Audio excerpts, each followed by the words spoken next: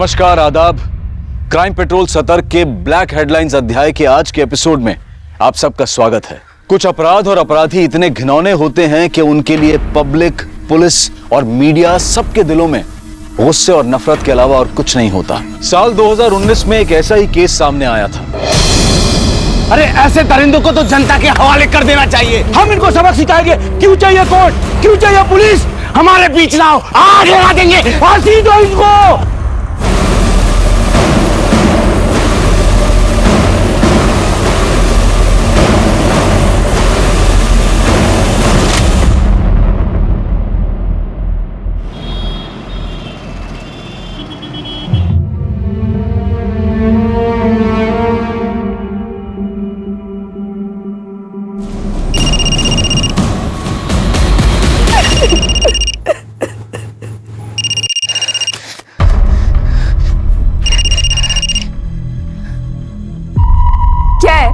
क्यों फोन कर रहा है बार बार मुझे? क्या चाहिए तुझे मुझसे? मुझ पे बचा ही किया है। वर्तिका मेरी बात तो सुन। क्या सुनूं मैं? तू इस गिल्ट में मत रह। मेरे किसी कर्मों का फल मिल रहा होगा मुझे। बहुत घिन आ रही है मुझे अपने आप से। मुझे नहीं रहना जिंदा। वर्तिका प्लीज, तू है ना कोई भी उल्टा सीधा कदम मत उठाना। मेरी बात मान, हम लोग पुलिस के पास चलते हैं। क्यों तू बार बार एक ही बात बोल रहा है? राहुल देख, मैं तुझे बोल रही हूँ कि दोबारा फोन मत करना। अरे हेलो हेलो वर्तिका।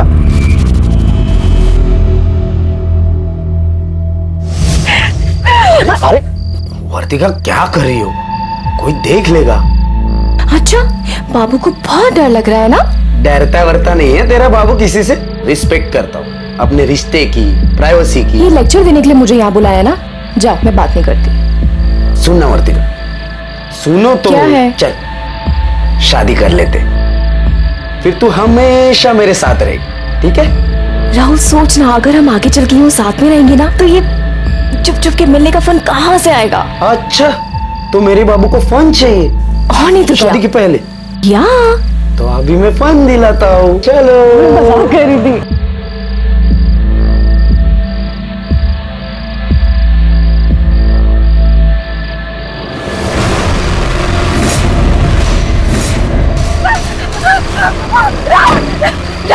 वर्तिका, वर्तिका छोड़ो उसे।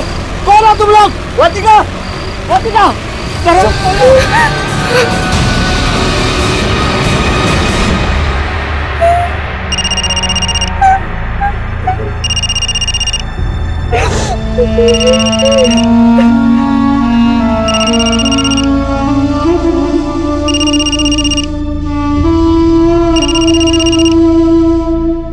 अरे सुधा, जल्दी आओ। ये लो गरम गरम पूरन पोली। हाँ, वाह वाह, अरे थैंक यू। पूरा इधर लो। हाँ, ये सारी तुम। राहुल, तू भी आ। इतना परेशान क्यों लग रहा है? कुछ नहीं मम्मी, बस वो आ रहा हूँ। उसे अपनी गर्लफ्रेंड से फुर्सत मिलेगी तो आएगा ना वो। गणपत कब से पीछे पड़ा हुआ था कि तुम लोगों को मेरे हाथ की पूरन पोली खानी है, इसलिए बना दी। मम्मी, आप इतना अच्छा खाना बनाती हो ना, सोच रहा हूँ आपको किडनैप करके घर ही लेके जाऊँ। बदमाश। भाई, तुझे जब भी खाना हो ना तो यहाँ चले आना। मेरी बीबी मुझे बहुत प्यारी है। क्या? गणपत कितना लकी है तुम जैसे दोस्त पाए उसने, और हम कितने लकी हैं कि गणपत जैसा बेटा मिला हमको।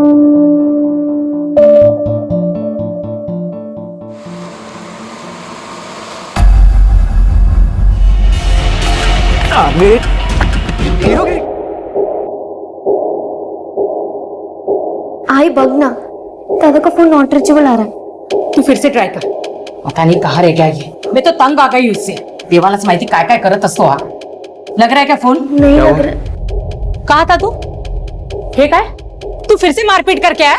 आई यार, अभी तू फिर से शुरू मत कर। फिर से शुरू मत कर मतलब? हाँ, तू रोज का मारपीट करके आता है। तुझे अपनी बहन और आई की थोड़ी भी फिक्र नहीं है। और कल तूने उस सुखी को मारा, क्यों करता है तू ऐसा? मेरा बस चलता ना तो मैं उसकी जान ले लेता। ऐसा क्या किया उसने? बेटा मत निकालो घर से बाहर, मत निकालो, मैं पाँव पड़ती हूँ। नहीं बेटा।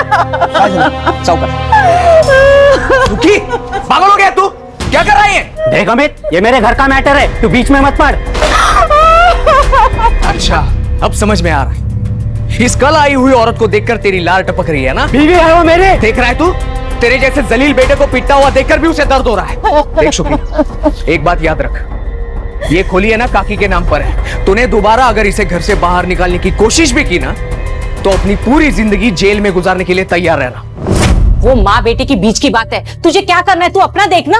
आई, तुला नाही माहित काय झालंय, तू आज जा। तुझे तो बोलना ही बेकार है। ये जो सब कुछ चल रहा है ना, ये तेरी वजह से चल रहा है। देख इसे,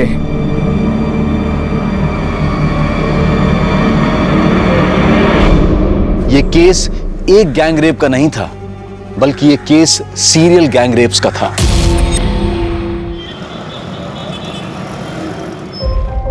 दादा, दादा, वो वीडियो डिलीट कर दिया है। दादा, सांग ना।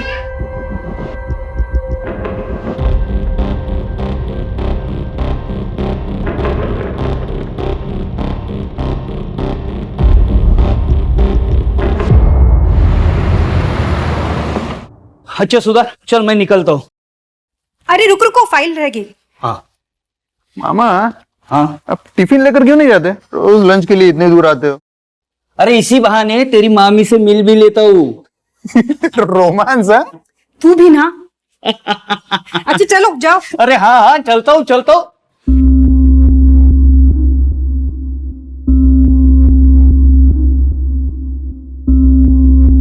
बाय।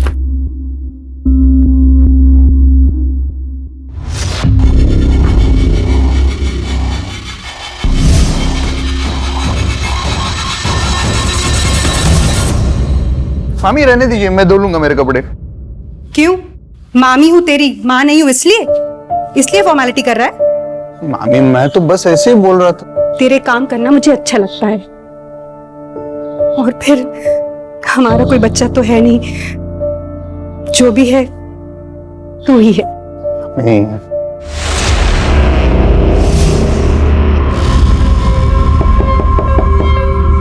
मैं देखता हूँ।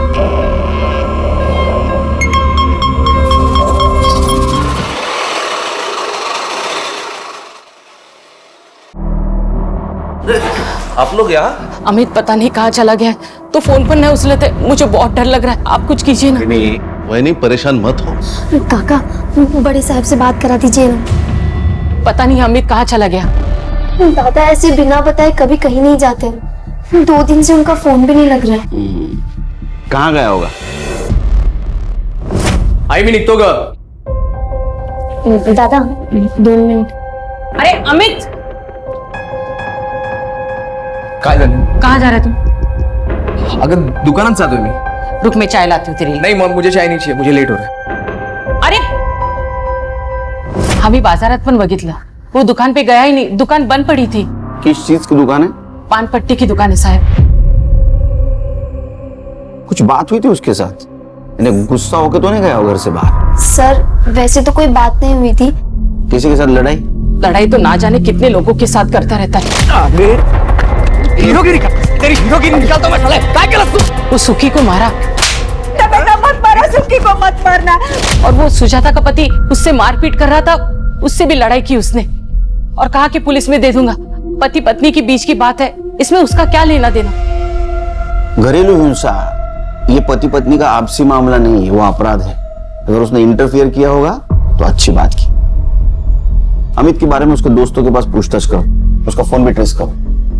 सर, हमें अपने मामा को क्यों नहीं बताया?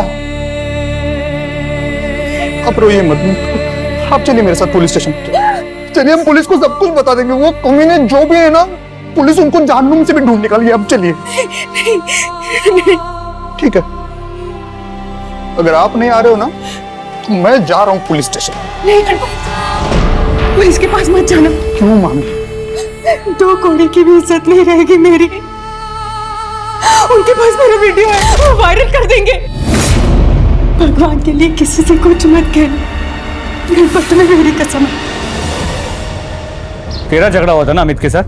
वो साहब नहीं करनी। बेटा मत मारा, सुक्की को मत मारना। वो मेरे आई को मेरे खिलाफ भड़का रहा था साहब। तो तूने उसे गायब कर दिया?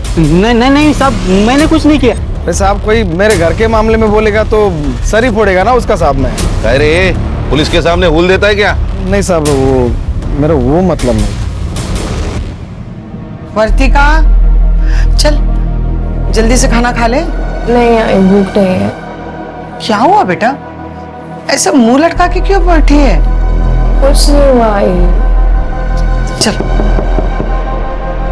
देख कौन आया।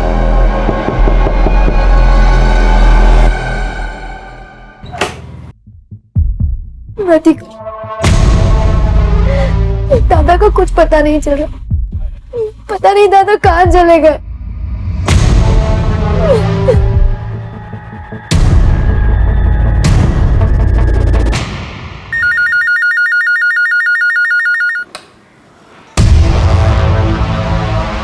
क्या?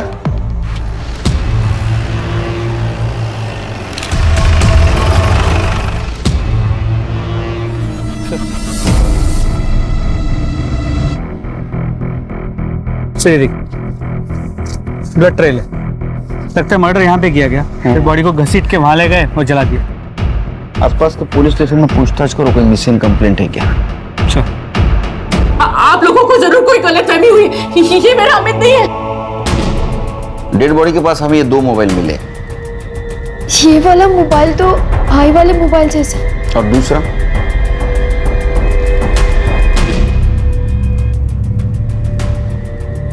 नहीं पता सर। अरे साहब, ये ऐसा फोन तो किसी और के पास भी हो सकता है ना। मैं माँ हूँ उसकी, मैं उसे नहीं पहचानूंगी क्या? आसपास के पुलिस स्टेशन में हमने जब पूछताछ की तो कोई मिसिंग कंप्लेंट नहीं आई थी उनके पास। फिर भी तसल्ली के लिए आपके डीएनए से डेड बॉडी का डीएनए मैच करके देखना होगा। आपको समझ में नहीं आता? मैं कह रही हूँ ना, वो मेरा बेटा नहीं है करके। मेरा अमित नहीं मर सकता, वो मुझे छोड़ के नहीं जा सकता। उसे अपने आई को संभालना, अपनी बहन की शादी करवानी है और अपना दुकान भी तो बढ़ाना है। आप लोग हमारे पीछे समय मत बर्बाद कीजिए। आप लोग जाकर मेरे अमित को ढूंढिए। आप शांत हो जाइए, आप शांत हो जाइए।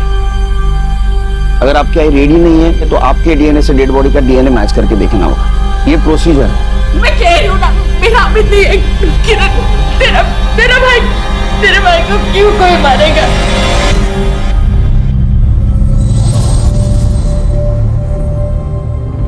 कब मिलेगी? तूने सुना नहीं है क्या? इंटरनेट फ्रेंड के ऊपर ज्यादा ट्रस्ट नहीं करते। क्यों? तुझे भरोसा नहीं है क्या मुझ पे? ऐसा कुछ नहीं है, मतलब इंटरनेट पर सब कितना गंद मचा रहे हैं। अच्छा, औरों में और मुझ में कोई फर्क नहीं है क्या? मैंने तेरे साथ वो किया है जो किसी ने नहीं किया। तू पागल है क्या? कुछ भी बोलता है। पागल तो हूँ, बस तेरे लिए।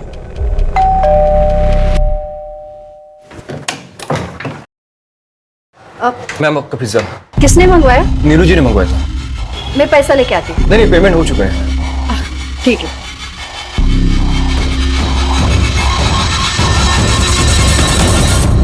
सुना पागल है, कुछ भी बोलता है। नीलू बेबी, हाँ आपके लिए पिज्जा आया है। पिज्जा? मैंने तो मंगाया नहीं। आ गया तेरा पिज्जा। तूने भेजा? अच्छा, आप इसे यहाँ रख दो। Thank you. मैं जाऊँ? हाँ हाँ, आप जाओ।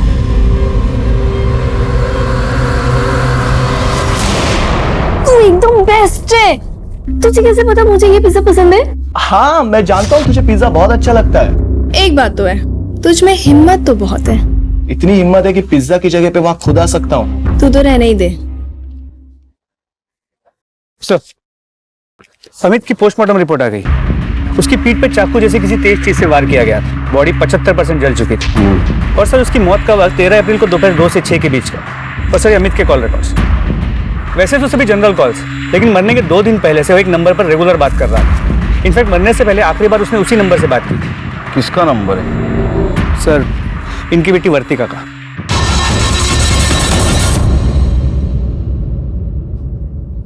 आप अमित को जानती हो? सर, इतने अच्छे से नहीं जानती। वो मेरी फ्रेंड किरण का भाई है। हाँ। लेकिन किरण ने बोला भी डीएनए रिपोर्ट नहीं आई है। तो तुम अमित को पर्सनली नहीं जानती थी। तो मरने के 2 दिन पहले से तुम उससे इतनी बात क्यों कर रही थी? बताओ अर्तिका। अरे बेटी चुप क्यों है, बोलना। जो कुछ है बता दे साहब को। क्या है साहब, एक ही चाली में रहते हैं ना, तो बात हुई होगी। साहब वैसे ये उससे बात ही नहीं करती थी, वही इसको फोन कर करके तंग करता था। अरे क्या बोल रही है तू? खरा बोलते हैं, मैंने नहीं बताया आपको। वैसे साहब वो अच्छा लड़का नहीं था। वर्तिका को फोन कर करके बोलता था मैं तुझसे प्यार करता हूँ और तुझी से शादी करूंगा। वर्तिका ने खुद बताया मुझे। तो मुझे बताना था। मैं आपको बताने ही वाली थी, लेकिन उसका फोन आना ही बंद हो गया था, इसलिए मैं भी चुप होके बैठ गई। लेकिन साहब मुझे उसके आई और बहन के लिए बहुत बुरा लग रहा है। अमित के लिए कोई दुख नहीं है, क्योंकि साहब उसे शर्म आनी चाहिए थी।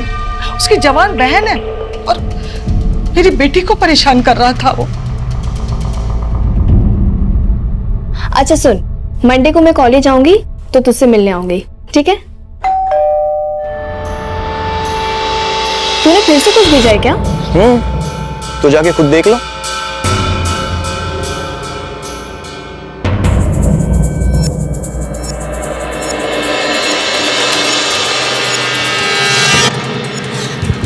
तू यहाँ क्या कर रहा है? तू पागल है क्या? सोचा पिज्जा की जगह आज खुद आ जाओ। वो सुबह में मेरा घर है। तो क्या हुआ, घर में तो हम अकेले हैं ना। चल ऊपर।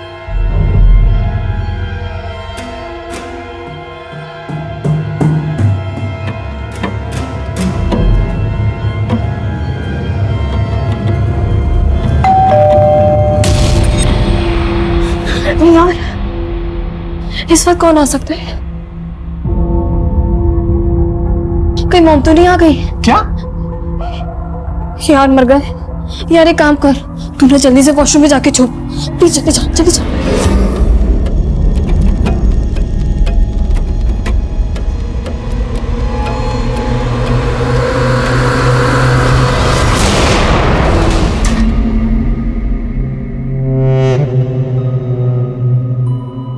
नीलू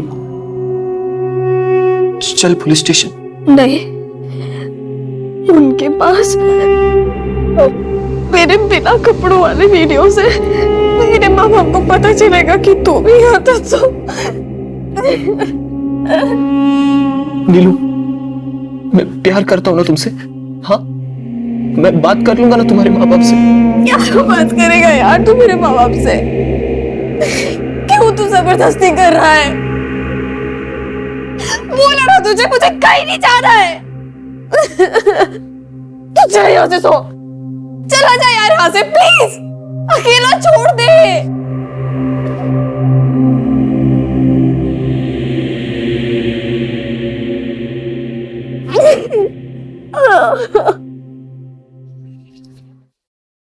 सर, जो लाश मिली थी उसकी डीएनए रिपोर्ट आ गई।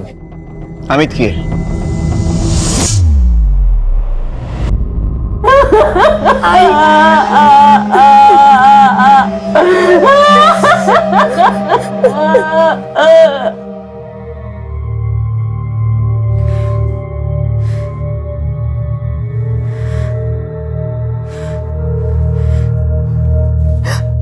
कमजोर वो नहीं होते जो जिंदगी की लड़ाई में हार जाते हैं।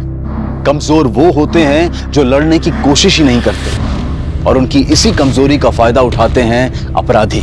इतनी लड़कियों के साथ रेप हुआ, लेकिन कोई भी अपनी तरफ से पुलिस के सामने नहीं आई।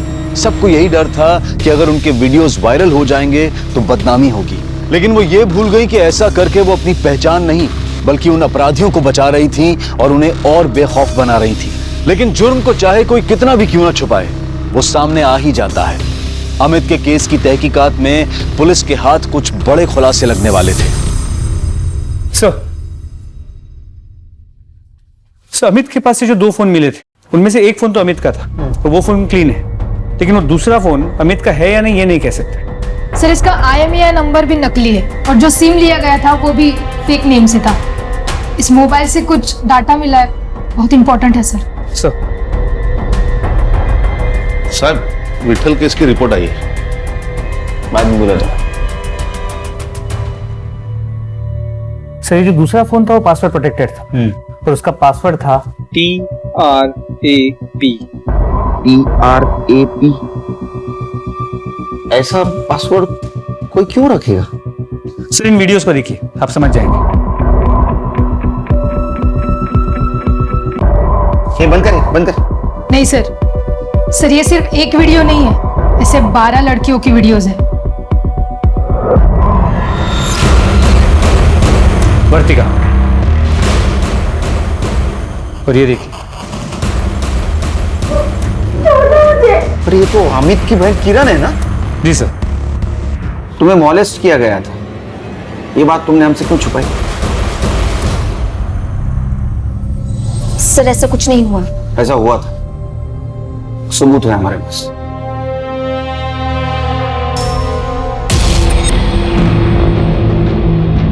मुझे इस वीडियो के बारे में नहीं बात करना है सर। तो कम से कम ये तो बता सकती हो कि ये वीडियो तुम्हारे भाई के पास से जो फोन मिला उसमें कैसे है?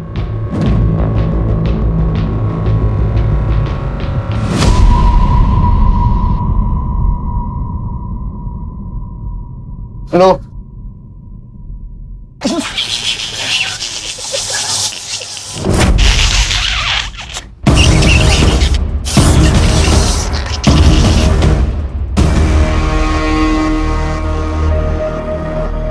मामी कुछ नहीं, ये लोग ऐसे ही मस्ती करते रहते हैं हमेशा। मस्ती करने की तो उम्र है ना मामी।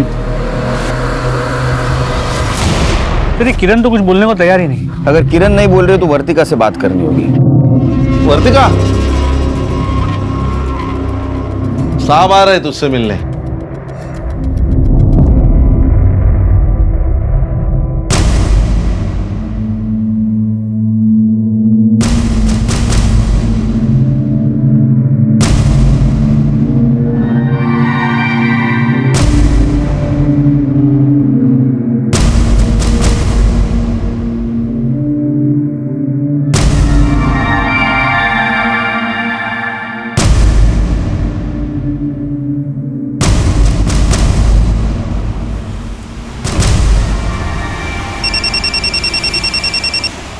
हाँ बोलो।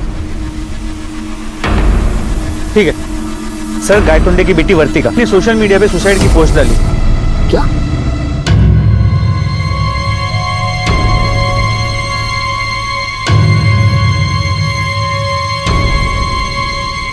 गायतोंडेला फोन करत रहा। शर्मा, लाई डिटेक्टर टेस्ट की रीडिंग मुझे मिल गई है। मुझे 2 दिन लगेगा सारे रीडिंग की टेस्ट करके एनालिसिस करने के लिए।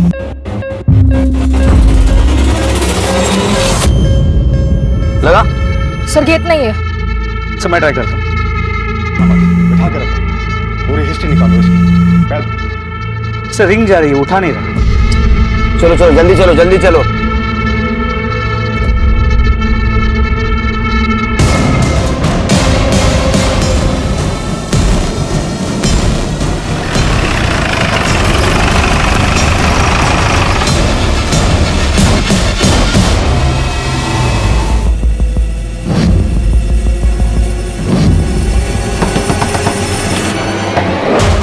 आ रहा।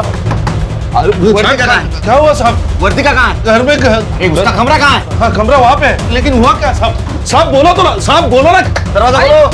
क्या हुआ सर? वर्तिका दरवाजा खोलो। सब मेरे पास चाबी है। जल्दी लेके आओ, जल्दी लेके आओ।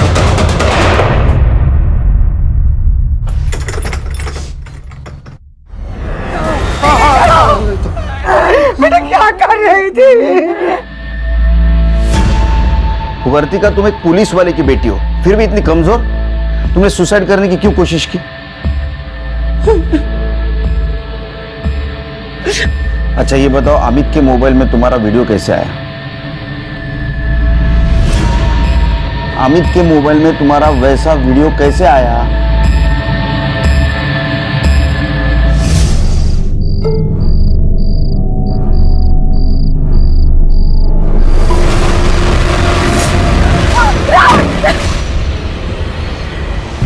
मैं नहीं मिल सकती तुझसे। देख वर्तिका, मिलना तो तुझे पड़ेगा ही, क्योंकि तेरी एक चीज इस मोबाइल में है। अमित ने मेरा रेप किया था।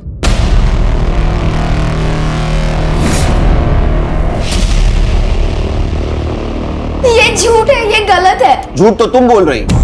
अगर तुम्हें तुम्हारे भाई पर लगा हुआ दाग हटाना है तो तुम्हें सच बोलना होगा। बताओ तुम्हारे साथ क्या हुआ था?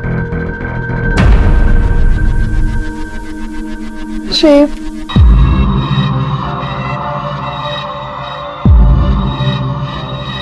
लो लो। मैंने दादा को सब कुछ सच बता दिया था। दादा को तो कुणाल पहले से ही पसंद नहीं था। दादा और कुणाल के बीच में लड़ाई भी हो गई थी। मोबाइल निकाल, मोबाइल निकाल, निकाल दो, निकाल दो मोबाइल दे। और दादा फिर उसका मोबाइल लेकर आए थे। उन्होंने उसमें मुझे मेरी वीडियो भी दिखाई। सर, उसमें वृतिका का भी वीडियो था। वृतिका राहुल की गर्लफ्रेंड है और कुणाल और राहुल बेस्ट फ्रेंड है। दादा बार बार कह रहे थे कि ऐसे कैसे हो सकता है, दोनों की गर्लफ्रेंड्स और दोनों के साथ एक ही जैसा रेप हुआ हो। दादा बार बार कह रहे थे कि पुलिस कंप्लेंट करो। ये पहले क्यों नहीं बताई तुमने बात?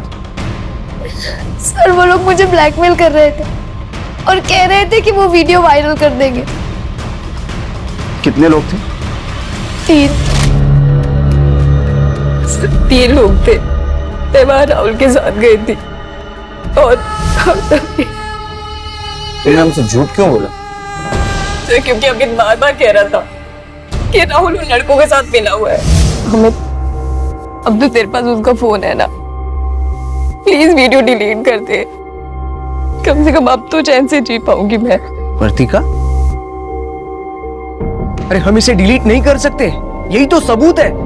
अभी इसी वक्त तू मेरे साथ पुलिस स्टेशन चल और पुलिस को सब कुछ बता दे। चल। तू पागल हो गया है? तुझे पता है ना मेरे पापा पुलिस में, सब लोग हंसेंगे पापा पर, मुझ पर। और तू बता, अगर उन लोगों के पास इस वीडियो की कॉपी हुई तो अमित, अगर ये वीडियो उन्होंने इंटरनेट पे वायरल कर दी ना, तो मेरे पास मरने के अलावा कोई ऑप्शन नहीं बचेगा। देख, तेरे साथ जो कुछ भी हुआ है वो बहुत गलत हुआ है, और अगर इसके बावजूद हम लोग चुप बैठेंगे तो जो लोग गलत कर रहे हैं उनका साहस बढ़ेगा। अरे आज तू उनका शिकार हुई है, कल को कोई और मासूम बनेगी। देख, मुझे ना तेरे लेक्चर नहीं सुनने हैं। अमित, जो मेरे साथ हुआ है ना, तू कभी इमेजिन भी नहीं कर सकता। प्लीज ये वीडियो डिलीट कर दे। कभी नहीं। अमित, अमित,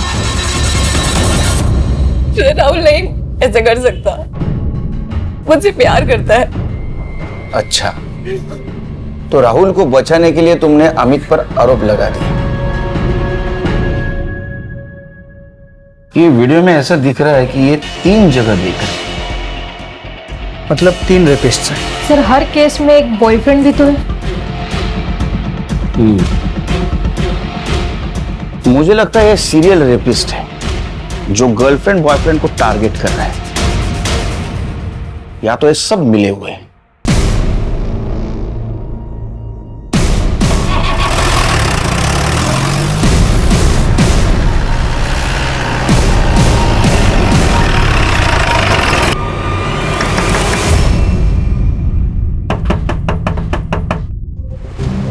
जी, कौन राहुल कहाँ है? ऊपर गणपत के रूम में। बात क्या है? चलो गाइस, देखते हैं इस बार कौन शिकार फंसेगा।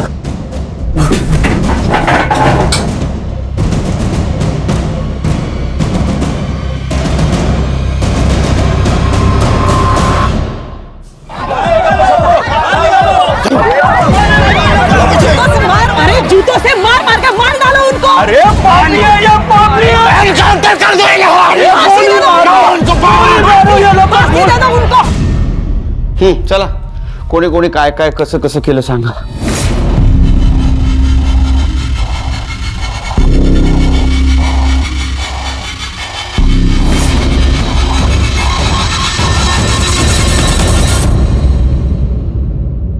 हमें कुछ पता नहीं सर। हाँ सर, हमने कुछ नहीं किया है सर। ए शाने, तुम लोगों ने जो वीडियो बनाया ना, वहां पे तुम चारों का लोकेशन दिखा रहा है मोबाइल का। सर पता नहीं आप ये क्या कह रहे हैं सर, होंगे हम, उसमें कौन सी बड़ी बात है। डायलॉग मत मारा जाता, समझा ना? वो अमित को पता चला इसलिए तुमने अमित को मार दिया ना? सर ये क्या बोले सर आप? तो तुम लोगों ने कुछ नहीं किया? नहीं, कुछ नहीं किया सर। मोबाइल निकालो। मोबाइल करे?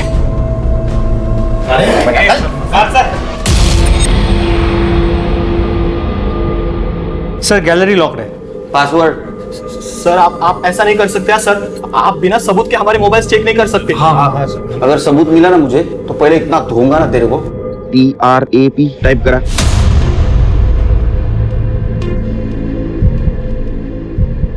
सर अनलॉक झाले। सर इसमें अलग अलग लड़कियों के बिना कपड़ों की वीडियोस है। सर इनमें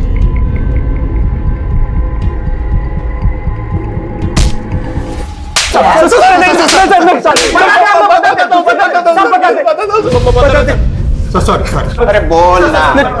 हमने आज तक 25 लड़कियों के साथ ये सब किया है। मतलब आप मारो मत, सब सच बता रहे सब। मतलब हम में से कोई एक ऑनलाइन फ्रेंडशिप कर रहा था लड़की के साथ, और उस लड़की के साथ फिजिकल रिलेशन बन जाने के बाद मर्डर हम लोगों ने नहीं किया सर। आई शपथ। इन्होंने जिन जिन लड़कियों पे रेप किया है ना सबका एड्रेस लो और वीडियो चेक करो। सर अब तक 25 लड़कियां गैंग रेप का शिकार हो चुकी थी, लेकिन किसी ने भी आवाज नहीं उठाई थी। लेकिन पुलिस उन चारों रेपिस्ट के खिलाफ मजबूत केस बनाने के लिए सभी लड़कियों से पूछताछ कर रही थी। सर कोई भी लड़की सामने आने को तैयार नहीं है। कोई आए या ना आए, किरण के बयान पर हम इन्हें कोर्ट में जरूर पेश करेंगे। अपराधियों की गिरफ्तारी के साथ सीरियल गैंग रेप की जानकारी मीडिया को भी मिल गई, और मीडिया में यह बात आते ही मीडिया और जनता का प्रेशर भी पुलिस पर बढ़ रहा था।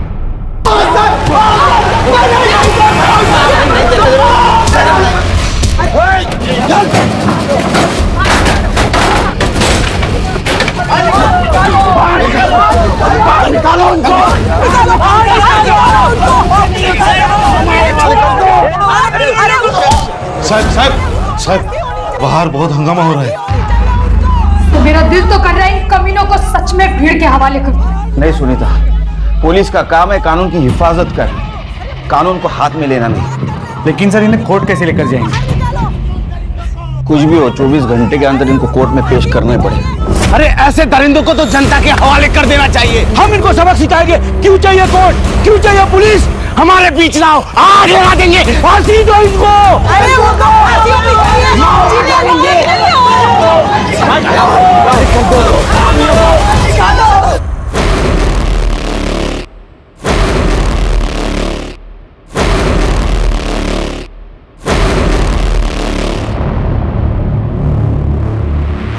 इनको पीछे के रास्ते से निकालो। एक तरफ बलात्कार का शर्मनाक केस था और दूसरी तरफ अमित के खून की गुत्थी थी।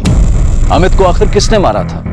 क्या अमित का खून इन लोगों ने ही किया था या फिर उसके खून में किसी और का हाथ था? इन्वेस्टिगेशन के दौरान इन लड़कों ने 24 लड़कियों का नाम बताया, लेकिन 25वीं लड़की का नाम बताने को ये चारों तैयार ही नहीं थे। पुलिस ने एक बार फिर से उनके मोबाइल को अच्छी तरह से खंगाला और उन्हें वो 25वां वीडियो मिला, उनकी 25वीं शिकार।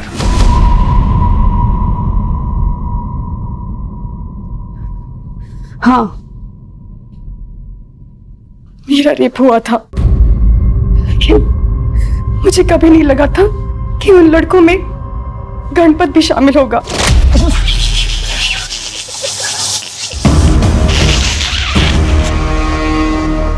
मामी कुछ नहीं, ये लोग ऐसे ही मस्ती करते रहते हैं हमेशा। मस्ती करने की तो उम्र है ना मामी। दरअसल गणपत हमारे यहाँ पढ़ने आया था। हमारा कोई बच्चा नहीं है। उसे देखते ऐसा लगा जैसे बेटे की कमी पूरी हो गई। लेकिन शायद मैंने उसको बेटा तो मान लिया, लेकिन उसने मुझे माँ कभी माना ही नहीं। ये कब हुआ?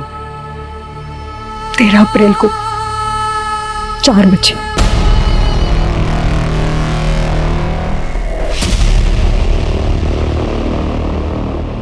तेरह तारीख को शाम 4 बजे अगर मामी का रेप हुआ था तो इसका मतलब इन्होंने अमित को नहीं मारा, क्योंकि अमित का मर्डर भी इसी दिन इसी वक्त हुआ था। उसकी लाश शहर के बाहर मिली थी।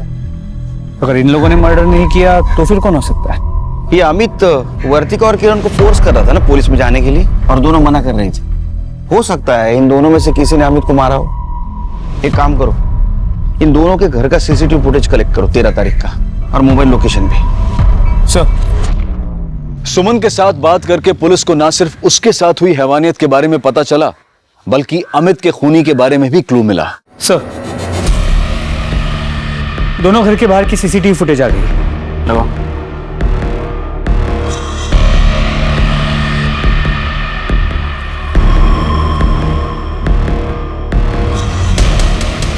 थोड़ा आगे बढ़ो। और ये तो कोई पुलिस वाला लगता है। जूम करो इसको।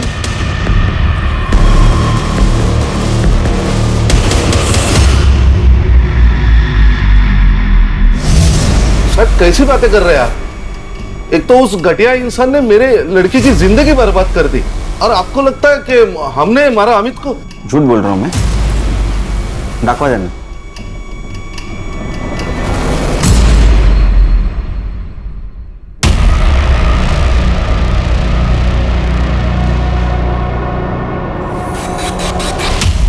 मैंने मारा।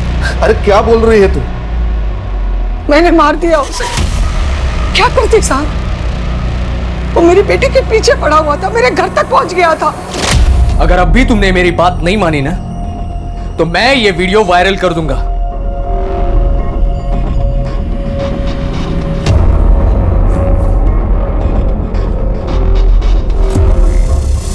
क्या बोल रहा था हर्तिका? क्या बोल के गया वो? उसके पास भी वीडियो है। कैसी वीडियो? बिना कपड़ों का, और कह रहे हो वायरल कर देगा। मैंने सोचा उसे मारकर हमेशा के लिए ये किस्सा ही खत्म कर दूं।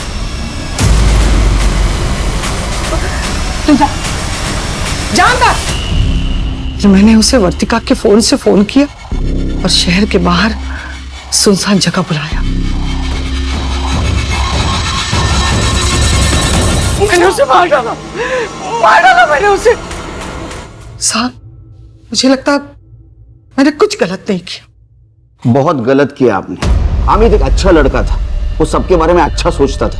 झूठ तो आपकी लड़की बोल रही थी। वर्तिका और किरण के अपराधियों को सजा दिलवाना चाहता था, लेकिन आपने सच्चाई जाने बिना उसको सजा दे दी, सजाए मौत। कुमुद को अमित के खून करने के लिए और कांस्टेबल सुनील को सबूत मिटाने की कोशिश करने के लिए सजा मिली। कुणाल, गणपत, सोहम और राहुल को 25 लड़कियों के साथ बलात्कार और उन्हें ब्लैकमेल करने के लिए सजा दी गई। इस केस को बहुत पहले से रोका जा सकता था, अगर एक भी लड़की ने निर्भय होकर पुलिस को अप्रोच किया होता। हम सबको और समाज को इन रेप विक्टिम्स को हिम्मत देनी होगी, ताकि वो बिना किसी शर्म के सबके सामने आए। हमें उन्हें यह विश्वास दिलाना होगा कि इसमें उनकी कोई गलती नहीं है, बल्कि उन दरिंदों का पर्दाफाश करने के लिए उन्हें सबके सामने आने की जरूरत है। प्यार, दोस्ती, ये सब बहुत खूबसूरत रिश्ते हैं, इसलिए किसी भी अनजान व्यक्ति के साथ ऐसा रिश्ता कायम करने से पहले उसके बारे में अच्छी तरह से जान लेना जरूरी है। अपनी प्रोफाइल पिक्चर पर अच्छी तस्वीर लगाने वाले हमेशा अच्छे नहीं होते हैं। आज क्राइम पेट्रोल ब्लैक हेडलाइंस में देखिए 2019 की एक ऐसी ब्लैक हेडलाइन जिसने पूरे देश को हिलाकर रख दिया। पुलिस वालों, काम करो! एक साथ अपराध के इस विभत्स रूप ने इस केस को ऐसे रंग दिए कि राजनीतिक गलियारों में भी हलचल मच गई। चारों तरफ धरने और नारेबाजी होने लगी, जिसने हिंसा का ऐसा रूप ले लिया कि चारों तरफ अशांति का माहौल पैदा हो गया।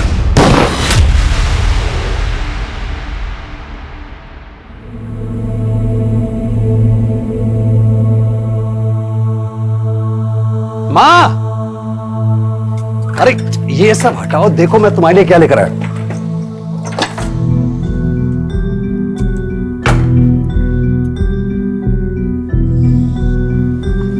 साफ दिखाई दिया? दिख रहा है ना साहब? साफ दिखाई दिया? एकदम साफ दिख रहा है। माँ, एक के बारे सुंदर ही लगचो, क्या हीरोइन लग रही हो माँ। पर ये तो महंगा दिख रहा है, इतना महंगा चश्मा क्यों लाया तू? माँ, तुमने सारी जिंदगी तो पाई पाई बचा के काट ली, अब बाकी बची हुई जिंदगी तुम अच्छी तरह से काटो, हमारे अच्छे दिन आने वाले हैं। माँ, मेरी शहर में स्कूल में नौकरी लग गई है। नौकरी? हाँ माँ। मेरा बच्चा।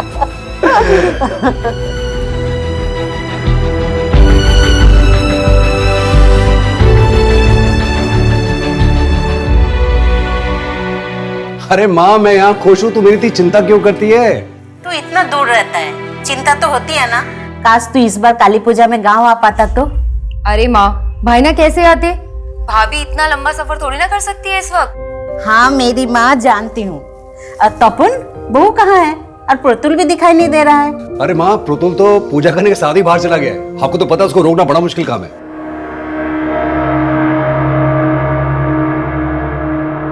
लो बन गई तुम्हारी मूछे, जाओ। मुझे नहीं बना दानव वानव।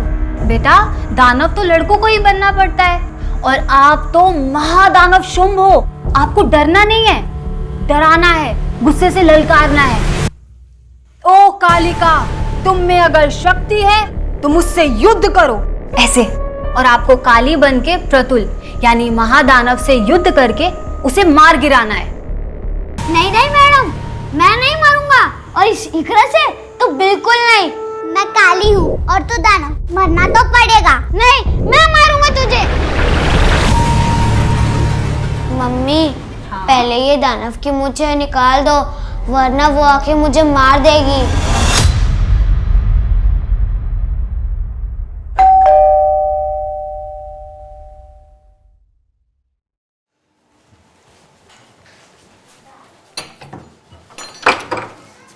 तो फिर से पागल है। नमस्कार, आदाब। क्राइम पेट्रोल सतर्क के ब्लैक हेडलाइंस अध्याय के आज के एपिसोड में आप सबका स्वागत है। देखते ही देखते ये घटना एक ऐसी नेशनल न्यूज बन गई जिसने न्यूज रूम से लेकर राजनीतिक गलियारों तक में हलचल पैदा कर दी। एक तरफ इस हत्याकांड के सामने आने के कुछ ही घंटों बाद एक ऐसा राजनीतिक दंगल छिड़ गया कि राज्य की सियासत हिल गई। पुलिस प्रशासन, पुलिस प्रशासन, तपन के हत्यारों को गिरफ्तार करो, गिरफ्तार करो।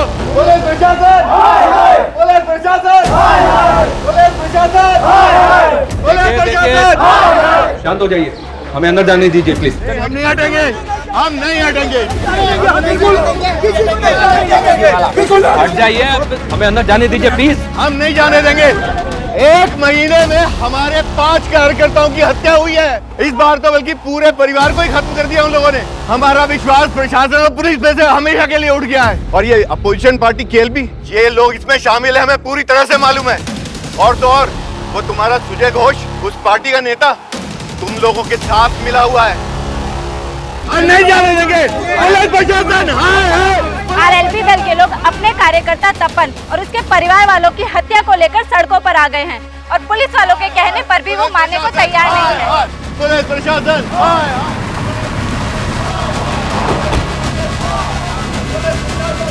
जैन सर, इनको कंट्रोल करना बहुत मुश्किल हो रहा है सर। क्राइम सीन पे भी नहीं जाने दे रहे। इनमें कोई तपन की फैमिली वाला भी है? नहीं सर, उसकी माँ और बहन गांव में रहते हैं, अभी तक पहुंचे नहीं है।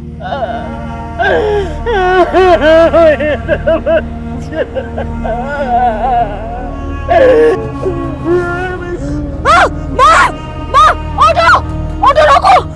माँ क्या हुआ? माँ क्या हुआ? माँ पुलिस प्रशासन, पुलिस प्रशासन, पुलिस प्रशासन। देखिए शांत हो जाइए, पुलिस प्रशासन, शांत हो जाइए प्लीज।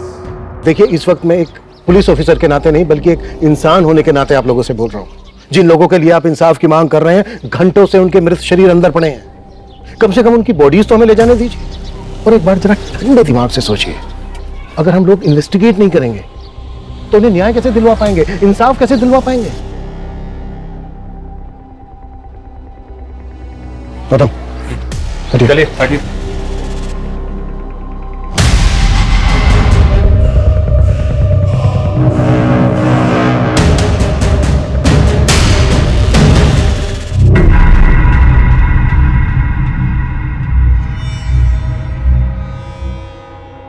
Wow, it's killing. ये होती है असली बिरयानी की खुशबू। अरे आप बिरयानी टेस्ट कीजिए, वो और भी ज्यादा किलिंग है। वाओ, इसका टेस्ट तो इतना अच्छा है ना, शब्द ही नहीं मिल रहे मुझे तारीफ में। अरे क्या हुआ, आप ठीक है? कुछ नहीं, आपकी बिरयानी मेरे बच्चे को भी बहुत पसंद आई। किक मार रहा है अंदर।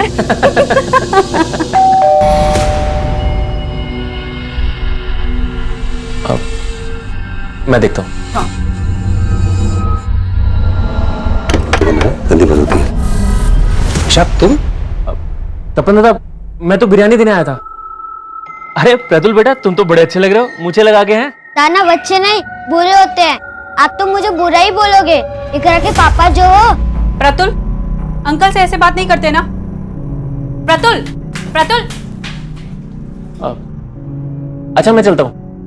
तपन दादा, आप और प्रतुल भी बिरयानी टेस्ट कीजिएगा। हाँ, खुदा हाफिज। खुदा हाफिज।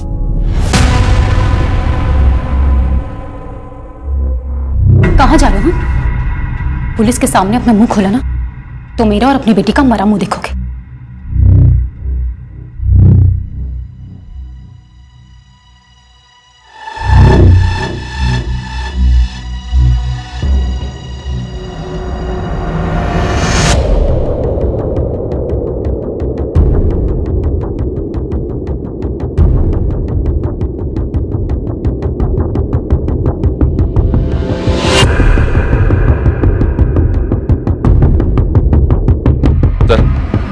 घर में फोर्स एंट्री के साइन नहीं मिले सर। 3 मर्डर्स हैं, किलर शायद 1 से ज्यादा होंगे और मेन दरवाजे से ही घर के अंदर आए होंगे।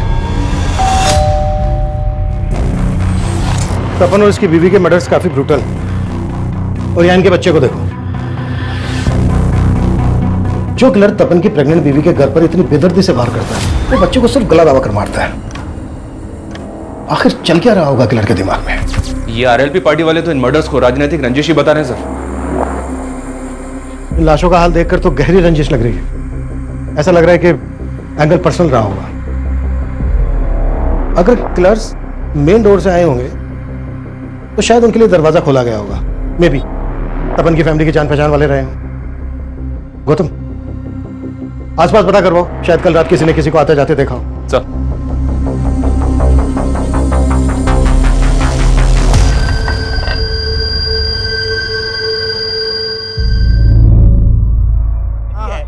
क्या शोर मचा रहे हो? क्या प्रॉब्लम है? हाँ? साहब मेरे दीदी जीजाजी है साहब। गाओ। तुम तपन के साले? हाँ साहब, सुबह टीवी में ये सब देखा। काफी महीनों से मिला नहीं हूँ। कल बस दीदी से बात हुई थी। हाँ दीदी, काली पूजा की बहुत बहुत बधाई आपको। अरे पोल्टू, तुमको भी बधाई हो। तुम खुश तो हो? अरे मैं तो डबल खुश हूँ, दूसरी बार मामा बनने वाला हूँ ना। दीदी, जीजाजी कहाँ है? अरे वो घर पे नहीं है, तू उनके नंबर पे कॉल कर ले। फिर मैंने जीजाजी को फोन किया, लेकिन उन्होंने उठाया नहीं। कल कब की बात है ये? करीब शाम को 7 बजे होंगे। तपन की माँ और बहन कहाँ है? वो आ ही रहे थे साहब, लेकिन जीजाजी की माँ रास्ते में बेहोश हो गई।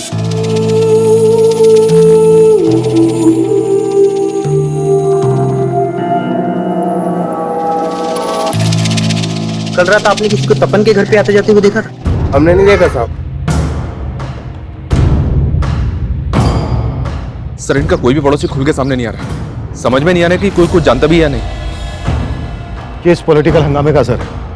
शायद सब डरे हुए। शबरी इनके द्वारा डराए गए। खत्म। अपने ऐसी खबरी एक्टिव करो जिनकी पहुंच जड़ों तक हो। मुझे तपन और उसकी फैमिली से रिलेटेड एक इन्फॉर्मेशन चाहिए। जी सर।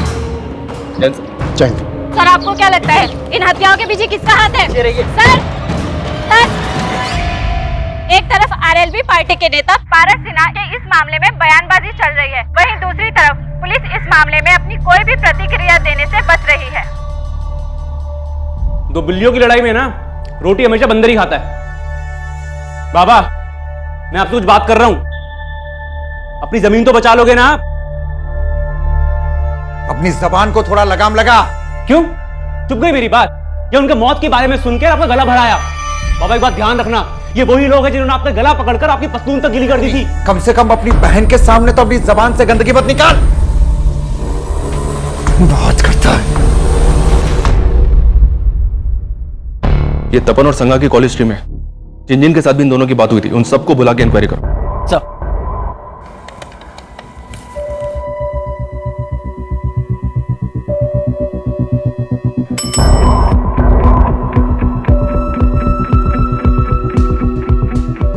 तपन को क्यों कॉल किया था? सर, तपन दादा को मैं जानता हूँ और उस दिन मैंने सिर्फ काली पूजा की बधाई देने के लिए उनको फोन किया था। उस दिन तपन जी और मैंने एक दूसरे को काली पूजा की बधाई दिए थे।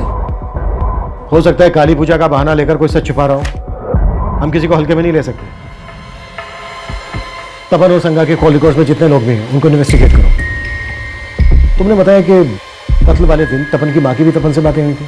जी सर, लेकिन तपन की माँ और बहन से हमारी बातचीत नहीं हो पाई है। हालांकि तपन की माँ को हॉस्पिटल से छुट्टी मिल गई है, पर वो लोग अभी काफी सदमे में हैं सर। लेकिन हमारा उनसे बात करना भी बहुत जरूरी है, हो सकता है हमें उनसे कोई हिंट मिल जाए। तपन एक स्कूल में क्लर्क था, तो आरएलबी पार्टी से कैसे जुड़ा? डिटेल्स निकलवा रहा हूँ सर, अपने खबरी काम पे लगे हुए हैं। एक तरफ तपन के परिवार की हत्या को लेकर सियासी तूतू में बढ़ रही थी, और वहीं दूसरी तरफ पुलिस को लग रहा था कि तपन उस राजनीतिक दल का कार्यकर्ता ही नहीं था जिस दल के कुछ लोग इस सारे मुद्दे को इतना तूल दे रहे थे। हत्यारे को फांसी दो, फांसी दो, हत्यारे को फांसी दो, फांसी दो। हमारी पूरी हमदर्दी है उस परिवार के साथ, लेकिन आरएलबी पार्टी की यह गलत रवैया इस राज्य का माहौल खराब कर रहा है। तो क्या राजनीतिक षड्यंत्र की आड़ लेकर इन हत्याओं के असल मकसद को दबाया जा रहा था? और अगर ऐसा था तो वो असल मकसद क्या था?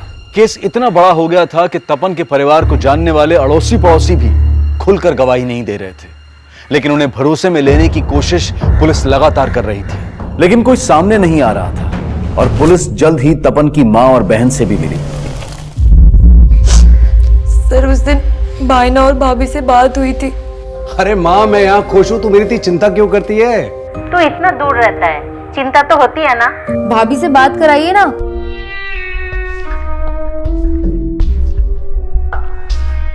सागा, हाँ क्या हुआ? माँ का फोन है, बात करना चाहती है। अरे माँ कैसी हो आप? और उर्मी क्या चल रहा है? अरे भाभी, ये तो हमें पूछना चाहिए आपसे कि आप कैसे हो, अच्छे हो ना? हाँ एकदम बढ़िया हूँ। लेकिन आप लोग ये बताओ, इस बार हम लोग गाँव नहीं आ पाए तो आप लोग भी नहीं आए? अरे अगले महीने तो आना ही है ना तेरी डिलीवरी पे, इसलिए सोचा सीधा तभी आए। मगर क्या मालूम था कि एक ही झटके में सब कुछ। देखिए, लोगों का कहना है कि तपन और उसकी फैमिली की हत्या के पीछे पॉलिटिकल मकसद है, लेकिन क्या आप लोगों को भी ऐसा ही लगता है? सर भाईना ने हमें कभी बताया ही नहीं कि वो आरएलबी पार्टी के लिए भी काम कर रहे थे। 5 साल पहले तो वो इसलिए शहर गए थे क्योंकि वहाँ पे उनकी एक स्कूल में नौकरी लगी थी। माँ, मेरी शहर में स्कूल में नौकरी लग गई है। नौकरी? हाँ माँ। मेरा बच्चा। और फिर तपन भाईना भाभी और प्रतुल के साथ शहर चले गए। अच्छा, शहर में या फिर यहाँ गांव में क्या तपन की किसी से कोई ऐसी दुश्मनी थी जो उसकी मौत की वजह बन सकती है?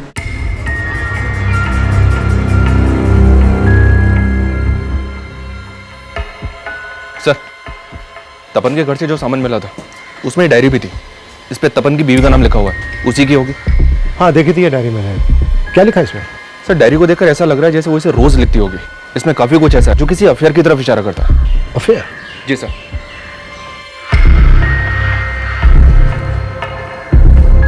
हमारे रिश्तों में वो गर्माहट नहीं रही। कभी तुम मुझे गलत समझते हो, कभी मैं तुम्हें।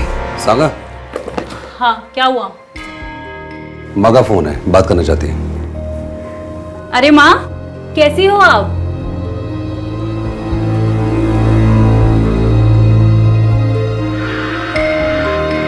ना कभी तुम कुछ बोल पाते हो और ना कभी मैं।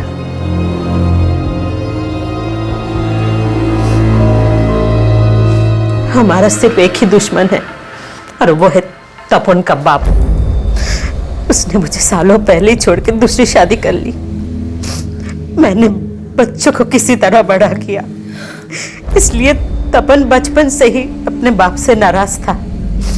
जब वो पढ़ लिख गया तो उसने अपने हक के लिए उन पे केस कर दिया और इससे उनकी दूसरी बीवी का बेटा और भी तिल मिला गया। मेरे बाप का जो भी है ना वो मेरा है। तेरा बेटा तेरे पति से नहीं मुझसे पंगे ले रहा है। समझा देना उसको कि केस वापस ले ले, वरना उसका वो हाल करूंगा कि कहीं मुंह दिखाने लायक नहीं रहेगा वो। क्या लगा रहे हैं? इधर क्या बात कर रहा है? इधर बात करना है। तू इधर आया कैसे? तेरी हिम्मत कैसे हुई? धमकी दे रहा, धमकी दे रहा। लगा यार। तपन भैया, भैया मारेगा, लगे यहाँ से। और तुम्हारा केस ना कोर्ट में जाएगा, वो फैसला करेगा तुम्हारा। तुमने मेरी माँ को जो भी परेशानी दी है ना, सबकी कीमत चुकानी पड़ेगी। लगे जा, देख लूंगा तेरे को मैं।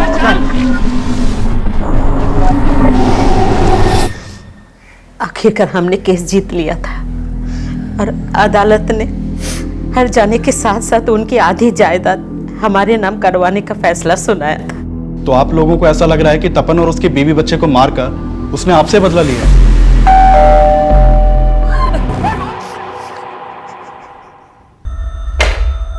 ये डायरी पढ़ने के बाद तो यही लगता है कि तपन और संगा की जिंदगी में सब कुछ ठीक नहीं होगा, और अगर इसकी वजह अफेयर है तो किसका अफेयर?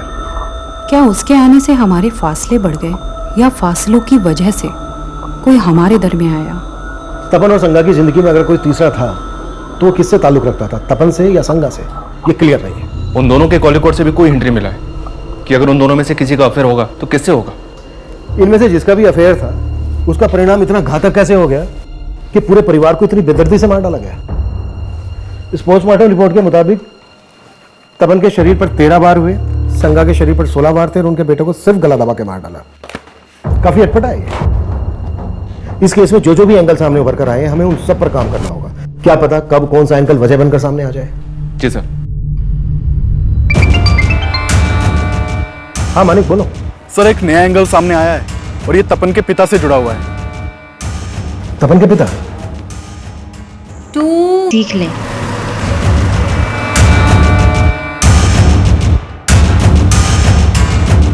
अरे कहाँ गुल खिलाकर आए हो आप, जो आपके पीछे पीछे पुलिस भी आ गई यहाँ पर?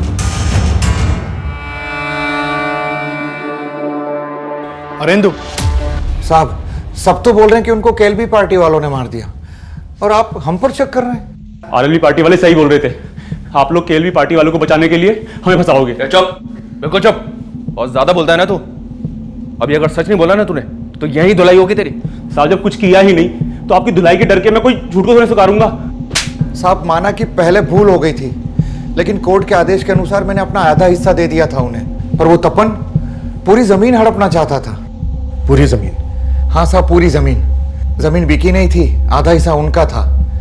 तपन ने लाखों की कीमत पर वो जमीन बटाई पर दे दी और सारा पैसा खुद हजम कर गया। 20 साल पहले छोड़ा था ना आपने हमें, और 20 साल से आप अकेले के लिए खा रहे, तो अगले 20 साल हमारे, फिर बेच के कर लेंगे हिस्सा। ऐसा मत बोल। अरे बेटी भी आनी है मुझे। तो मुझे भी अपनी बहन भी आनी है। साहब उसने पाई पाई को तरसा दिया था, पर हम कोर्ट नहीं गए, ये सोच के कि मिलजुल के रास्ता निकाल लेंगे। और जब रास्ता नहीं निकला तो खत्म कर दिया उसने? नहीं साहब, वो तो शहर में थे, और जब ये कांड हुआ तो मैं और मेरा बेटा तो गांव में थे। तो किसे भेजा था उसको मारने के लिए? साहब हमने किसी को मारने के लिए सुपारी नहीं दी साहब, पर मेरे बाप ने क्या किया मुझे नहीं मालूम। साहब मैं मानता हूं कि लखन गर्म दिमाग का है, पर उसने क्या किया ये मुझे नहीं मालूम। ऐसा नहीं बोलेगा ये। सर, अरे साहब, नहीं।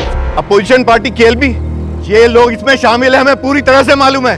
वहीं पुलिस को तपन से जुड़े ऐसे कई पर्सनल एंगल मिल रहे थे जो इन हत्याओं की वजह बन सकते थे, और इन्वेस्टिगेशन का ये दोहरा मापदंड पुलिस की चुनौतियां और भी ज्यादा बढ़ा रहा था। तो दोनों बाप बेटे कुछ नहीं कर रहे हैं, इन्होंने खुद मारा है, सुपारी दी है, सब पता करता हूँ। मर्डर्स इतने ब्रूटल थे, किसी ना किसी पड़ोसी ने कुछ ना कुछ देखा सुना तो जरूर होगा। क्या अभी भी कोई कुछ नहीं बोल रहा है? जी नहीं सर, लेकिन अभी माहौल को शांत हुआ है, फिर से ट्राई करते। तपन का बाप बोल रहा था कि तपन सारी जमीन की बटाई के पैसे खुद रख लेता था। तपन यहाँ एक स्कूल में क्लर्क था, पार्ट टाइम इन्वेस्टमेंट स्कीम बेचता था। इतने भर से 5 साल के अंदर शहर में उसने अपना घर बना लिया। गांव की जमीन जायदाद वैसी की वैसी। कहीं उधारी का मामला तो नहीं है? मैं कम इन सर। कम सर, तपन के स्कूल में पूछताछ की तो कुछ बातें पता चली है सर। उसके स्कूल में एक टीचर है मिताली, जो तपन के बेटे को ट्यूशन भी पढ़ाती थी, और सर इस मिताली का तपन के घर पर काफी आना जाना था। और सर लोगों से पता चला है कि इस मिताली और तपन में काफी अच्छी बातचीत थी। रहती कहाँ है मिताली? सर ये मकदीर नगर में कहीं किराए के मकान में रहती है। जिस अफेयर के एंगल को हम ढूंढ रहे हैं, कहीं वो मिताली और तपन से तो नहीं जुड़ा है? इस एंगल को लेकर हमें तपन की माँ, बहन और संगा के भाई से बात करनी चाहिए। गौतम, तुम मिताली से मिलो और तुम इन सबसे बात करो। ये कैसी बात कर रहे हैं साहब? तपन और संगा के बीच कोई तनाव नहीं था। हो सकता है कि ऐसा कुछ हो, लेकिन आपको पता ना चला हो। अच्छा, आपको कुछ अंदाजा है कि उनके बीच कुछ? नहीं सर, मुझे कभी ऐसा लगा ही नहीं कि उनके बीच में कोई तीसरा भी होगा।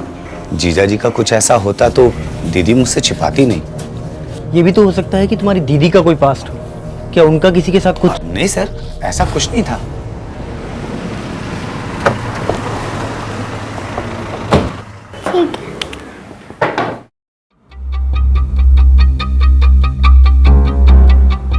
सर काली पूजा वाले दिन ही मैंने आखिरी बार तपन जी और प्रतुल को देखा था। मैं काली हूँ और तू दानव, मरना तो पड़ेगा। नहीं, मैं मारूंगा तुझे।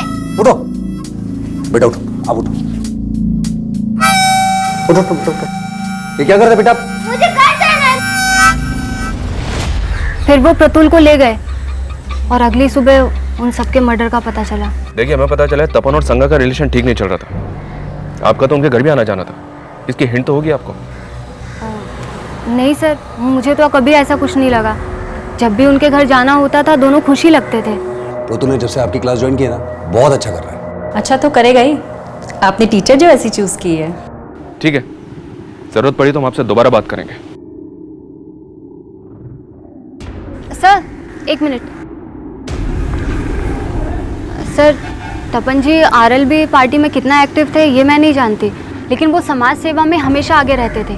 सर, हमारे स्कूल के पास सरकारी ज़मीन का एक हिस्सा बड़े टाइम से खाली पड़ा हुआ था और एक कम्युनिटी के लोग उस पर अपना कब्जा जमाना चाहते थे। तपन जी, आजकल ये लोग रोज़ यहाँ इकट्ठा हो जाते हैं, आखिर चक्कर क्या है?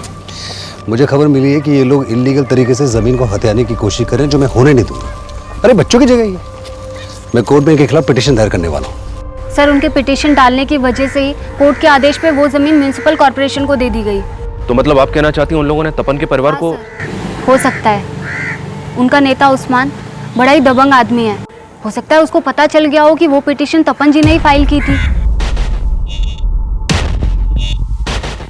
सर, मिताली की बात सही निकली कि तपन ने उस्मान और उसके कुछ आदमियों के खिलाफ पिटीशन फाइल की थी।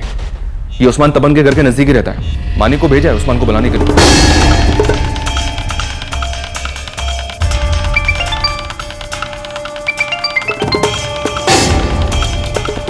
हाँ मानिक। सर, उस्मान के घर पे एक हफ्ते से ताला लगा है और उसका नंबर भी बांधा रहा है। सर, उस्मान को जानने वाले कुछ लोगों से मैंने बात की, वो भी नहीं जानते कि उस्मान है कहाँ पे। नजर रखो उन पर। वो जरूर जानते होंगे कि इस वक्त उस्मान कहाँ है और उस्मान के लिए लुकआउट नोटिस जारी करना हो। सर, उस्मान के गायब होने का तो यही मतलब निकलता है कि वो इन मर्डर्स में इन्वॉल्व है।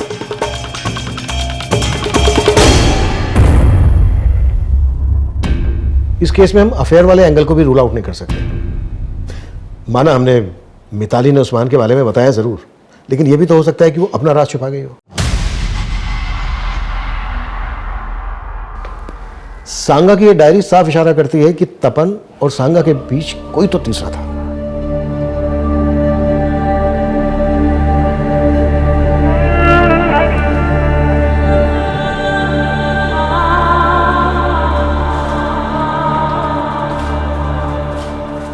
कहां भाग रही थी? जब तक लॉज का बिल नहीं भर देती ना, तो यहां से नहीं भाग सकती है। मैंने कहा ना मेरे पास पैसे नहीं है। मेरी किस्मत मारी गई थी जो उसके कहने पर मैं यहाँ आके रुकी।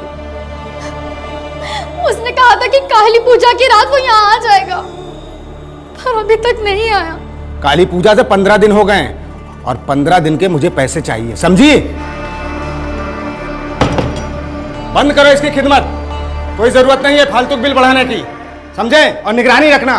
सर, मैंने तपन और उसकी बीवी के बैंक ट्रांजैक्शन चेक किए। 2 महीने पहले तक उनके अकाउंट में काफी पैसा था, लेकिन अब उनके अकाउंट में काफी कम पैसा है। और एक बात, संगा के अकाउंट से सुब्रतो बनर्जी के अकाउंट में लगातार हजारों रुपए ट्रांसफर हो रहे थे। ऐसा क्या है जो एक हाउसवाइफ इसके अकाउंट में इतना पैसा ट्रांसफर कर रही थी? है कौन ये? इसके बैंक अकाउंट के थ्रू मैंने इंक्वायरी की तो पता चला कि इसने हत्या से कुछ ही दिन पहले अपना अकाउंट क्लोज करवाया था।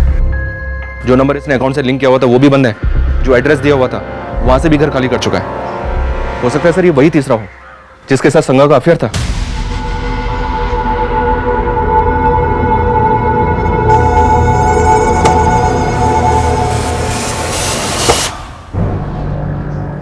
कहीं ऐसा तो नहीं है कि सुब्रतो बनर्जी संगा को किसी वजह से ब्लैकमेल कर रहा है? इस सुब्रतो बनर्जी के लिए तलाश शुरू करवा दी मैंने सर। और उस्मान, उसका कुछ पता चला? फिलहाल तो नहीं, उसकी भी तलाश जारी है। सुब्रतो और उस्मान ऐसे सस्पेक्ट बनकर सामने आए थे जो फरार थे। इसका एक राज अब तपन के पड़ोसियों से भी सामने आया। आखिरकार कुछ लोग बयान देने के लिए अब सामने आए थे। बोलिए सर। हम पहले से कहना चाहते थे, लेकिन तब माहौल ऐसा था कि हम डर रहे थे। क्या बोलना चाहते थे आप लोग? साहब, काली पूजा वाली रात एक आदमी को उनके घर के बाहर देखा था। पहले वो मुझे देखकर रुक गया था, पर मैं अपनी सब्जी की थैली बाइक पर भूल गया था। बाद में मैं आया तो देखा कि वो तपन के घर की बेल बजा रहा था। कौन था वो आदमी? उसको पहले कभी देखा था यहाँ? साहब उस वक्त रात में तो बहुत अंधेरा था, कुछ दिखाई तो नहीं दिया, लेकिन हाँ साहब उसने व्हाइट कुर्ता पहना हुआ था।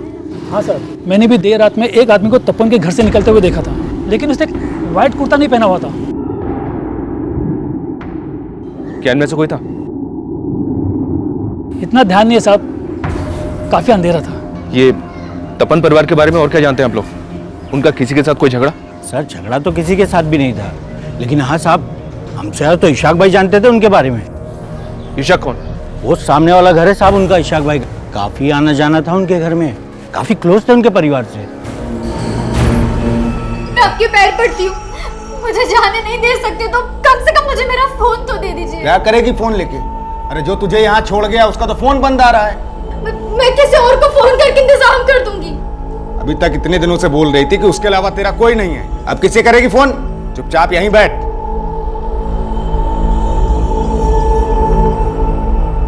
हमने उस दिन भी आप लोगों से बात की थी, आपका इतना मेल जोल था उनसे, फिर भी आपने हमें कुछ नहीं बताया।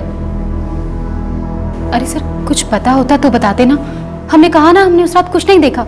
लेकिन तपन और उसकी फैमिली के बारे में तो काफी कुछ पता होगा ना?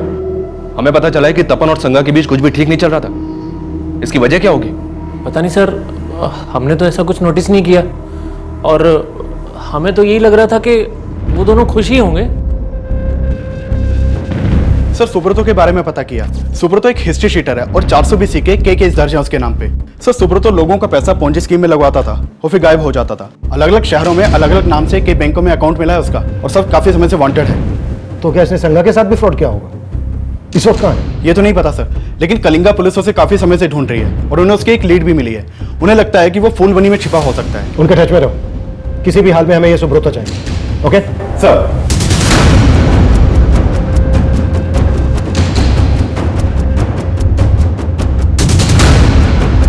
सर अगर अफेयर का एंगल है तो शायद ईशा के तबस्सुम में से भी किसी का तपन या संगा से अफेयर हो सकता है। जिन दो आदमियों को पड़ोसी ने देखा था उनकी आइडेंटिटी पता करने पर ज्यादा जोर दो। उन लोगों ने उसे ठीक से नहीं देखा था सर, फिर भी ट्राई कर रहा हूँ स्केच बनवाने के लिए।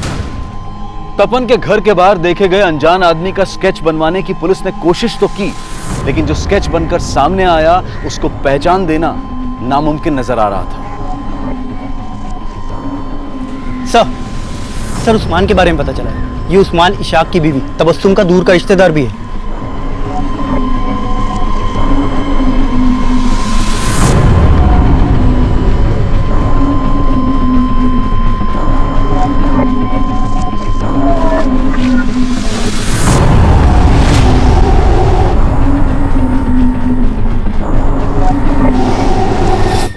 सर मेरा कोई अफेयर नहीं था तपन की वाइफ से सर। तो उसके अकाउंट से तुझे पैसा क्यों ट्रांसफर होता था? सर वो तपन उसके अकाउंट से भेजता था सर मैं ऐसे बकरे तलाशता रहता था जो मेरे जाल में फंस जाए। मैंने उसको एक फेक स्कीम सुनाई थी और मेरे जाल में फंस गया। देखो दादा, ये ऐसा इन्वेस्टमेंट प्लान है कि राउंड अप में इंटरेस्ट मिलता है इस पे। 2 साल का स्कीम है, आपके पास जब जब पैसे हो तब तब इन्वेस्ट करते रहना। 18% ब्याज के साथ सारा पैसा वापस मिलेगा। अच्छा जी दादा, और मैं चाहता हूं कि आप इसमें इन्वेस्ट जरूर करो। लेकिन सर वो मेरे लालच के बाद मेरे जाल में फंस गया और मैं जितना पैसा वसूल सकता था मैंने वसूल। लेकिन सर आप मेरा विश्वास कीजिए सर, मैंने किसी को नहीं मारा सर, मैं सच बोल रहा हूं सर, मैंने किसी को नहीं मारा। तपन, उसकी बीवी संगा, उनका बेटा प्रतुल, सबसे जुड़े ऐसे कई रहस्य थे जो इस केस को लगातार उलझा रहे थे। तपन के पिता अरेंदु, उनका बेटा लखन, उस्मान, सुब्रतो, इशाक और तबस्सुम, ये सभी सस्पेक्ट थे। लेकिन इनके अलावा भी कई नाम और चेहरे थे जिनसे पुलिस का अभी तक परिचय नहीं हुआ था। और इन सब के बीच पुलिस को एक बड़ी कामयाबी मिली, उन्हें मर्डर वेपन मिला। सर ये थैली में ये खून से सना हुआ कुर्ता मिला है। सर इस कुर्ते में सब जगह खून लगा हुआ है और सर एक कोयता मिला है, इसमें भी काफी खून लगा हुआ है। सर ये सारा सामान यहाँ डंप किया गया था। आइए सर। सर इस सब सामान को इस थैली के अंदर डाल के इस पत्थर के पीछे यहाँ डंप किया गया था। सर ये आदमी सुबह यहाँ से जा रहा था, इसने ये थैली देखी और हमें इन्फॉर्म किया। सर ये जगह तपन के घर से ज्यादा दूर नहीं है। एक विटनेस ने बताया था कि हत्या वाली रात को एक आदमी व्हाइट कुर्ते में तपन के घर के बाहर देखा गया था। ये कोई तो मर्डर वेपन हो सकता है सर। उस रात एक आदमी व्हाइट कुर्ता पहनकर तपन के घर के अंदर गया, तो फिर से और जो घर से बाहर निकला उसने नीले रंग की कमीज पहनी हुई थी। हो सकता है ये कोई 2 नहीं बल्कि एक ही आदमी हो जो अपने साथ कपड़े लेकर गया और मर्डर करने के बाद उसने कपड़े चेंज कर लिए। और फिर व्हाइट कुर्ता और कोयता लाकर इस पत्थर के पास डंप कर दिया। आसपास पता करवाओ, शायद काली पूजा की रात को उस किलर को किसी ने यहाँ पर ये सब डंप करते हुए देखा हो। Okay sir.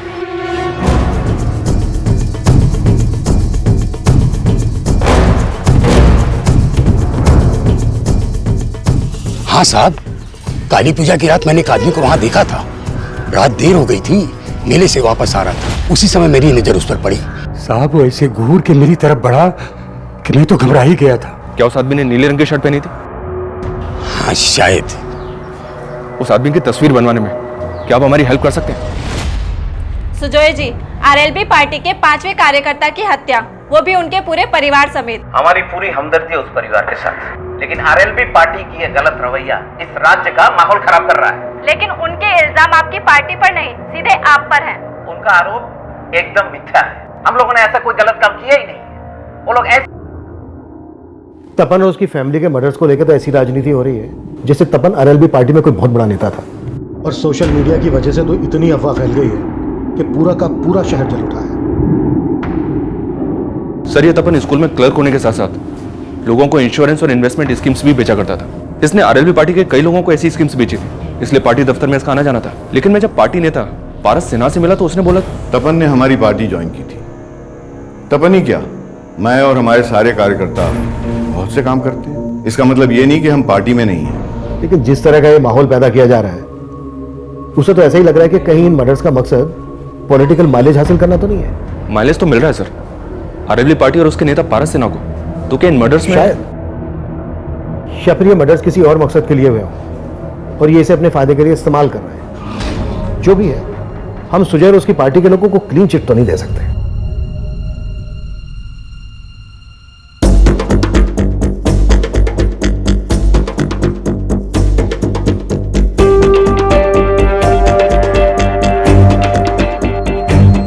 सर, ये स्केच उन स्केचेस से अलग है जो तपन के पड़ोसी ने बनवाए थे। सर एक मिनट, सर ये आदमी कहीं देखा देखा लग रहा है। हाँ सर, इसे तो हमने पूछताछ के लिए बुलाया था।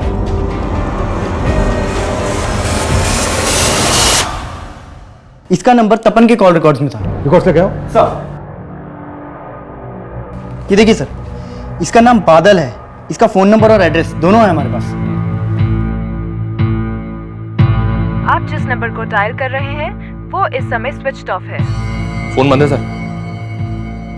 इस बादल का एड्रेस चेक करो, देखो सही है क्या। इसके एक एक डिटेल चाहिए और उस्मान का पता भी जल्द से जल्द लगाओ। सब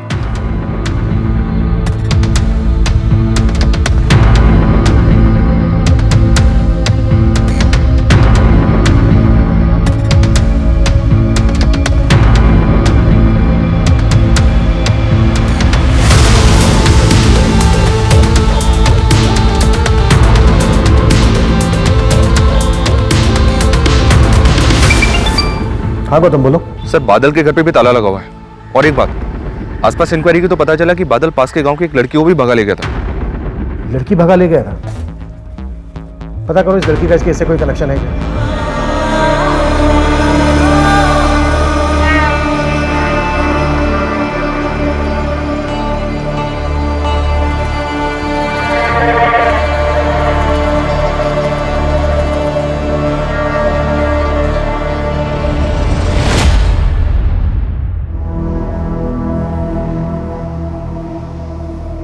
मैं खाला के यहाँ जा रही हूँ, लेकिन तुम घर से बाहर निकलने की सोचना भी मत।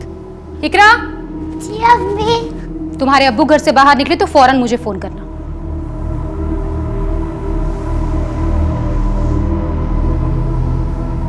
सर वो उस्मान खुद आया पुलिस स्टेशन। सर मैं भागा नहीं था, मैं तो अपनी बेगम के साथ यूपी गया हुआ था और जैसे मुझे पता चला कि आप लोग मुझे ढूंढ रहे हैं मैं वापस चला आया। भागा नहीं था तो फोन बंद क्यों था तेरा? सर वो तपन की वजह से वो जमीन नहीं हथिया पाया तो मरवा दिया उसको। तपन जी, आजकल ये लोग रोज यहाँ इकट्ठा हो जाते हैं, आखिर चक्कर क्या है? मुझे खबर मिली है कि ये लोग इलीगल तरीके से जमीन को हथियाने की कोशिश कर रहे हैं, जो मैं होने नहीं दूंगा। अरे बच्चों की जगह ही मैं कोर्ट में इनके खिलाफ पिटीशन दायर करने वाला हूँ। मुझे तो मालूम भी नहीं था कि तपन ने पिटीशन फाइल की थी। चलिए बोल, तबस्सुम और इशाक का ही सबसे क्या लेना देना है? तबस्सुम इशाक भाई पर शक करती थी कि उसका तपन की बीबी से कोई चक्कर है। सर मैंने बादल के कॉल रिकॉर्ड्स चेक किए। ये देखिए सर बादल के कॉल रिकॉर्ड में एक बरुणी नाम की लड़की का नंबर मिला है। सर बादल और बरुणी के बीच में काफी बातचीत होती थी। सर ये वही लड़की है जिसे लेकर बादल भाग गया था। सर काली पूजा वाले दिन भी इन दोनों के बीच में काफी बातचीत हुई थी। सर बादल का नंबर तो बंद आ रहा है, लेकिन बरुणी का नंबर चल रहा है और हम उसकी लोकेशन ट्रेस करने की कोशिश कर रहे हैं।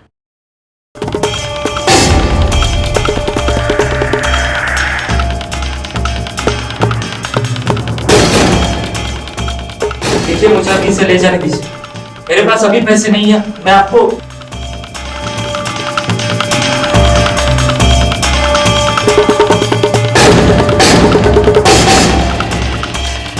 क्या बादल सचमुच हत्यारा था या उसे एक मोहरा बनाकर एक बड़ी चाल चली गई थी? साहब मैं मानता हूं कि मेरी बीवी मुझ पे शक करती है, लेकिन साहब हमारा कोई अफेयर नहीं था। मैं उनको बोलता भाभी था, लेकिन मानता बहन जैसी था साहब। लेकिन तबस्सुम तो तुझ पे शक करती थी, तो क्या उसने उस्मान को बोल के? नहीं साहब नहीं, तबस्सुम पे मुझे शक नहीं है, लेकिन हाँ उस्मान पे मुझे पूरा शक है साहब, क्योंकि वो जिस जमीन पर कब्जा करने वाला था ना, उसके बारे में तपन दादा को मैंने बताया था, जिसके बाद तपन दादा ने पिटीशन फाइल की थी। तो ये बात बताने के लिए तो पहले क्यों नहीं आया? हाँ साहब मैं तो बताने के लिए आने वाला था, लेकिन वो तबस्सुम ने रोक लिया साहब। अच्छा, पहले बोलता है कि तबस्सुम पे शक नहीं है, फिर बोलता है कि तबस्सुम उस्मान को फंसा रही है। कहीं ऐसा तो नहीं उनको फंसा के इस कांड को तू ही करके निकल गया? नहीं साहब ऐसा कुछ नहीं है साहब। साहब मैं कसम खाता हूँ ऐसा कुछ नहीं है साहब। साहब मैं बरुणी से बहुत प्यार करता हूँ, उससे शादी करने के लिए पैसे बचा रहा था, और कुछ पैसों से 2 इन्वेस्टमेंट प्लान लिए थे तपन से, जिसके लिए हर साल 24,000 देने पड़ते थे। पहले साल तो उन्होंने पैसे लेकर रसीद दे दी थी, लेकिन इस साल जब मैंने दूसरे 24,000 की किस्त दी तो उन्होंने रसीद नहीं दी, बोला बाद में दूंगा। तपन दादा आपने रसीद नहीं दिया था मेरा। अरे तुम मुझे क्या रास्ते में रसीद के लिए रोक रहे हो बार बार? तुम्हारे पैसे लेके मैं भाग रहा हूँ क्या? जब भी रसीद मांगता हमेशा टालते। कुछ दिनों के बाद मैं फिर से उनके घर पे गया।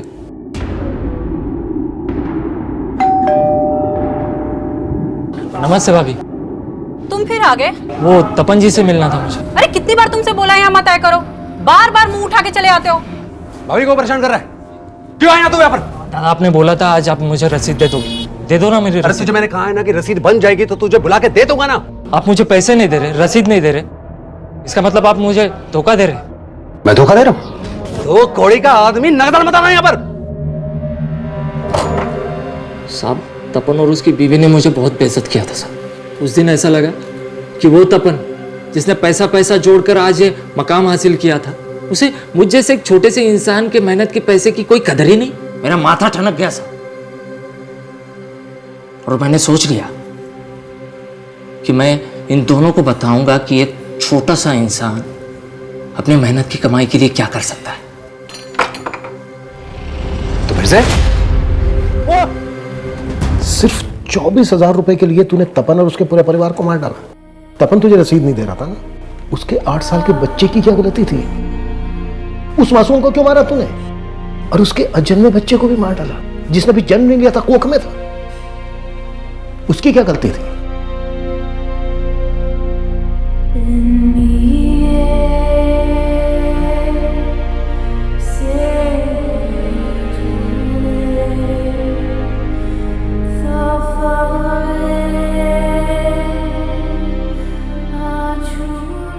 जिस सरगर्मी से इस केस की शुरुआत हुई थी, उतना ही सहमा हुआ इसका अंत था।